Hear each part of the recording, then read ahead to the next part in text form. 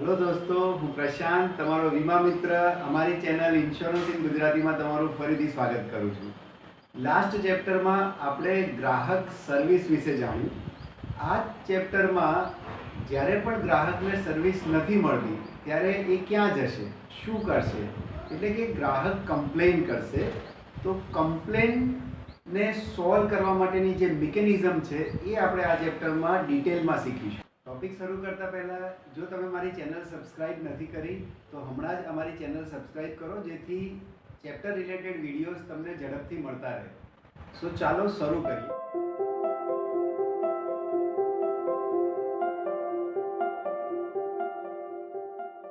સૌથી પહેલું જે પોઈન્ટ છે ચેપ્ટર 3માં એ છે IGMS, ઇન્ટિગ્રેટેડ ગ્રેવન્સીસ મેનેજમેન્ટ સિસ્ટમ, એટલે કે ગુજરાતીમાં અદ્યતન તકરાર સંચાલન પ્રણાલી. એનો બીજો ગુજરાતી વર્ડ થાય છે સંકલિત ફરિયાદ નિવારણ પ્રણાલિકા. હવે અહીં બુકમાં જે ફરિયાદ આવી ગ્રાહક દ્વારા, એ ફરિયાદના નિવારણ માટે પણ જુદી જુદી 3 ફોરમ આપવામાં આવી છે.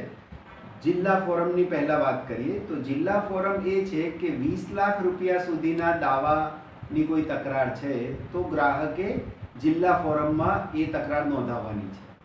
સેકન્ડ છે રાજ્ય ફોરમ. રાજ્ય ફોરમમાં 20 લાખ રૂપિયાથી લઈને 100 લાખ રૂપિયા સુધીના કોઈ પણ દાવા છે તો એની ફરિયાદ નોંધાવવાની છે. રાજ્ય ફોરમને ઇંગ્લિશમાં આપણે સ્ટેટ કમિશન, એટલે ઘણીવાર ગુજરાતીમાં સ્ટેટ કમિશન પણ લખેલું હોય છે. થર્ડ જે ફોરમ છે એ છે નેશનલ ફોરમ, એટલે કે 100 લાખ રૂપિયા ઉપરના જે દાવાની રકમ છે એના માટે નેશનલ ફોરમમાં ગ્રાહકે જવાનું રહેશે. તો આમ 3 ફોરમ બનાવવામાં આવ્યા છે દાવાની કિંમત રિલેટેડ. તો આ પોઈન્ટ ખાસ યાદ રાખજો. આ પછી એક અગત્યના પોઈન્ટ ઉપર આપણે આવીએ ફ્રેન્ડ્સ. એક વર્ડ તમારે સમજવાનો છે, એ છે વીમા ઓબ્યુડ્સમેન, ઇન્સ્યોરન્સ ઓબ્યુડ્સમેન. ગુજરાતીમાં જેને આપણે કહીશું વીમા લોકપાલ.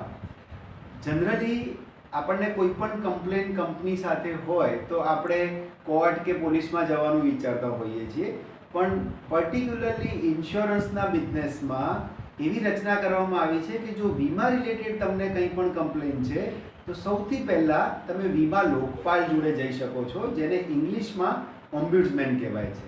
ઓમ્બ્યુડ્સમેનના અમુક ફિક્સ ક્વેશ્ચન તમને એક્ઝામમાં આવે છે, એ હું તમને થોડુંક ડિટેલમાં કહી દઉં. એની અંદર ફર્સ્ટ છે કે ઓમ્બ્યુડ્સમેનની ઓલ ઓવર ઇન્ડિયામાં કેટલી શાખા છે? તો યાદ રાખજો 12 શાખા છે, 12, રાઈટ. આ સિવાય ઓમ્બ્યુડ્સમેનનું જે ઓફિસ છે એની કેવી રીતે એરિયા વાઇઝ રચના કરવામાં આવી છે, રાઈટ. તો આ પણ એક્ઝામમાં પૂછાય છે કે સ્ટેટ વાઇઝ છે ઓફિસ કે એરિયા વાઇઝ. તો સમજો એરિયા વાઇઝ ઓલ ઓવર ઇન્ડિયામાં 12 જગ્યાએ એની શાખા છે. મિત્રો, આ સિસ્ટમનું કામ તમે સમજો. ગ્રાહક છે, ગ્રાહકને કોઈ પણ કમ્પ્લેન છે વીમા કંપની સાથે, તો એ IGMS સિસ્ટમ થ્રુ એની કમ્પ્લેન નોંધાવશે. IGMS સિસ્ટમ એ જેટલી પણ કમ્પ્લેન આવી એનો ડેટા રાખશે અને એ ડેટા, કેન્દ્રીય ભંડાર જે છે ડેટાનો, એને એ કંપની સુધી પહોંચાડશે. આ સિવાય ઓબ્યુડ્સમેનની અમુક બીજી વાતો પણ સમજી લઈએ. ઓબ્યુડ્સમેન એ કોઈ પણ પ્રકારની ફીસ લેતા નથી, સૌથી પહેલી વાત. સેકન્ડ વસ્તુ, ઓબ્યુડ્સમેન એ ગ્રાહકનું જે મુદ્દો છે, ગ્રાહકની જે ફરિયાદ છે એ કંપની સુધી પહોંચાડે છે.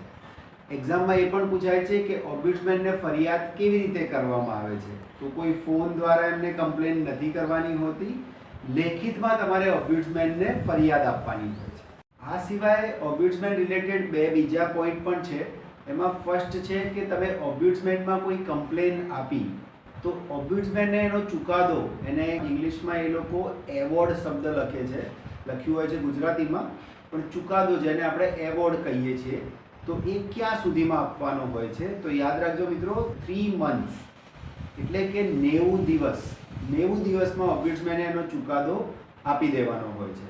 બીજો એક પોઈન્ટ છે કે ઓબ્યુડ્સમેન જોડે તમે કઈ કમ્પ્લેન લઈને જઈ શકશો? તો તમે ઓબ્યુડ્સમેન જોડે એ જ કમ્પ્લેન લઈને જઈ શકશો જે પહેલાં તો જેનું વીમા કંપનીએ તમને સેટિસ્ફેક્ટરી આન્સર નથી આપ્યો, એટલે કે તમે વીમા કંપનીમાં ફરિયાદ કરી, એનાથી તમને જે આન્સર મળ્યો એનાથી તમને સેટિસ્ફેક્શન નથી, રાઈટ? અથવા તો વીમા કંપનીએ તમારી જે કમ્પ્લેન હતી એને રિજેક્ટ કરી નાખી છે. બીજું જે અગત્યનો પોઈન્ટ મેં તમને કીધો એ છે, ખાસ યાદ રાખજો કે એ છે કે કેટલા સમયમાં તમારે ઓમ્બુડસમેનને કમ્પ્લેન કરવાની છે. તો વિધિન 1 યર કંપનીએ તમારી કમ્પ્લેન રિજેક્ટ કરી, એના 1 વર્ષમાં તમારે ઓમ્બુડસમેનના ત્યાં તમારી ફરિયાદ મૂકવી પડશે. એટલે કે એવું નહીં થાય કે તમે આજે વીમા કંપનીએ તમારી કમ્પ્લેન રિજેક્ટ કરી અને પછી તમે આફ્ટર 2-3 યર્સ પછી ઓમ્બુડસમેન જોડે ગયા. ઓમ્બુડસમેનમાં એક બીજા બી 2-3 પ્રશ્નો પૂછાય છે. એ છે કે ઓમ્બુડસમેન કયા કિસ્સામાં ચુકાદો નહીં આપે? તો જ્યાં તમે કોર્ટમાં ઓલરેડી કમ્પ્લેન કરેલી છે એવા કિસ્સામાં ઓમ્બુડસમેન એનો ચુકાદો નહીં આપે.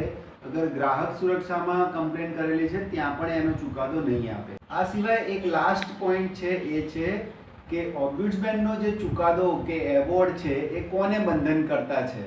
તમને એક્ઝામમાં પૂછાય છે. તો ખાસ યાદ રાખજો કે ઓમ્બુડસમેને જે ડિસિઝન આપ્યું એ કંપનીને બંધન કરતા છે પણ ગ્રાહકને બંધન કરતા નથી.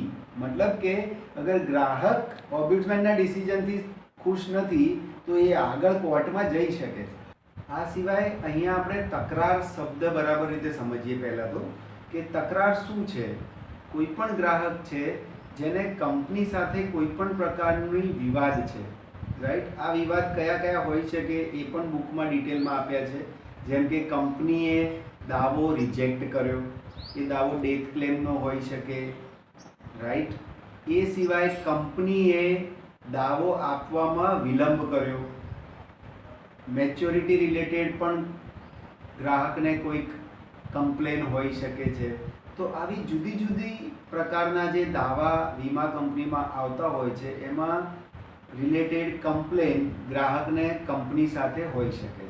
સેકન્ડ એક પોઈન્ટ તમને પૂછાય છે, કન્ઝ્યુમર પ્રોટેક્શન એક્ટ આ ક્યારે બન્યો હતો? તો યાદ રાખજો 1986માં. બીજો એક વર્ડ પણ બુકમાં આપવામાં આવ્યો છે, એ છે કસ્ટમર્સ ઇન્ટરેસ્ટ, એટલે કે ગ્રાહકનો ફાયદો. તો આનો મતલબ શું થશે કે ક્યારે પણ કસ્ટમરનો ફાયદો હંમેશા જોવામાં આવે છે. ગ્રાહકને કોઈ પણ પ્રકારનું નુકસાન ના થાય એ ખાસ જોવામાં આવે છે વીમા બિઝનેસમાં. અને એટલા માટે જ IRDA જે આપણી ગવર્મેન્ટ બોડી છે એનું પણ મુખ્ય કામ શું છે કે પોલિસી હોલ્ડર્સના હકનો લાભ તેમને મળે. તો ફ્રેન્ડ્સ, આપણે મેઇન બધા જ જે પોઈન્ટ છે એ આપણે અત્યારે ડિસ્કસ કરી દીધા છે. આ સિવાય એક લાસ્ટ મુદ્દો કે પોઈન્ટ હું તમને કહી દઉં. એ ઘણીવાર એક્ઝામમાં એવો ક્વેશ્ચન પૂછાય છે કે કમ્પ્લેન કેવી પ્રકારની આપણે કરી શકીએ, રાઈટ? તો કમ્પ્લેનની અંદર ક્વેશ્ચન કંઈક આવો હોય છે કે કયા પ્રકારની કમ્પ્લેન કરી શકાય. તો જો ગ્રાહક જોડેથી MRP કરતાં મોંઘી પ્રોડક્ટ વેચવામાં આવી હોય તો એ કમ્પ્લેન કરી શકાય, રાઈટ? ગ્રાહકને તમે ક્ષતિયુક્ત પ્રોડક્ટ દુકાનદારે વેચી છે તો એ કમ્પ્લેન કરી શકાય. કંઈ ન કરી શકાય તો ગ્રાહકને તમે બધી જ શ્રેષ્ઠ પ્રોડક્ટ નથી સમજાવી, એ કમ્પ્લેન ન કરી શકાય. તો આવા કંઈક એકદમ કહેવાય ને કેસ સ્ટડી રિલેટેડ ક્વેશ્ચન્સ તમને એક્ઝામમાં આવતા હોય છે.